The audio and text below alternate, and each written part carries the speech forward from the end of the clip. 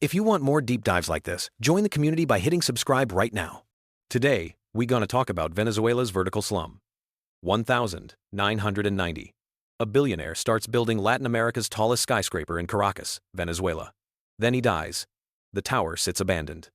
Until 2007, when something unprecedented happens. 5,000 squatters move in and build a functioning vertical city inside the unfinished skyscraper. No elevators, no running water. 45 stories of pure survival. The Tower of David, named after its developer, David Brillembourg, who died before finishing his masterpiece. It was supposed to be Venezuela's crown jewel, a financial center with a helipad, luxury offices, and a commanding view of Caracas. Construction stopped in 1994 when Brillembourg died, and Venezuela's economy collapsed.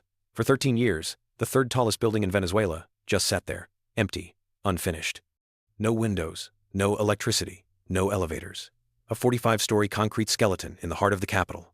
Then in 2007, homeless families started moving in. First, dozens, then hundreds.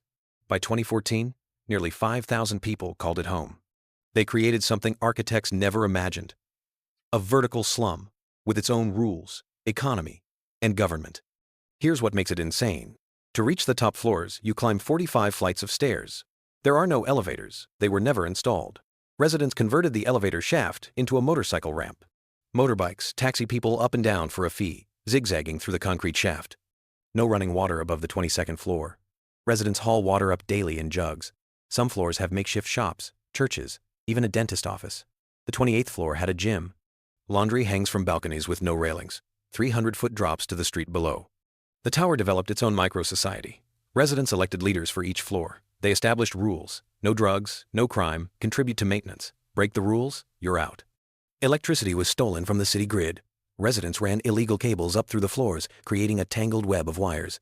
Some apartments had power, others didn't. It depended on which floor you lived on and who you knew. Security was self-organized.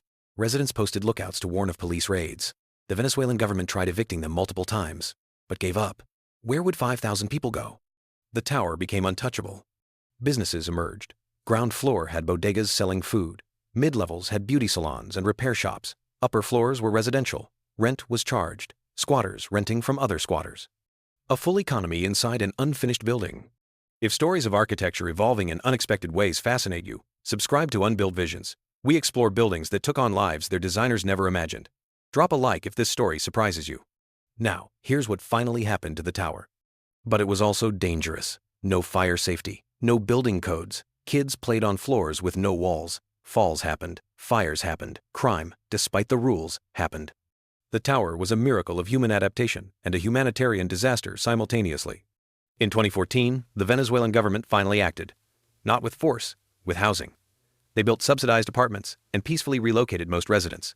By 2015, the Tower of David was empty again, fenced off. Plans emerged to finish construction or demolish it. Neither happened. Today, it still stands, empty once more, windows broken. Graffiti everywhere. A ghost tower that was briefly one of the most densely populated buildings on Earth. The Tower of David was never supposed to be a home. It was supposed to be a symbol of wealth and progress. Instead, it became a symbol of survival, resourcefulness, and what happens when people are desperate enough to turn an empty shell into a community. Architects design buildings for specific purposes. But people will use them however they need to survive.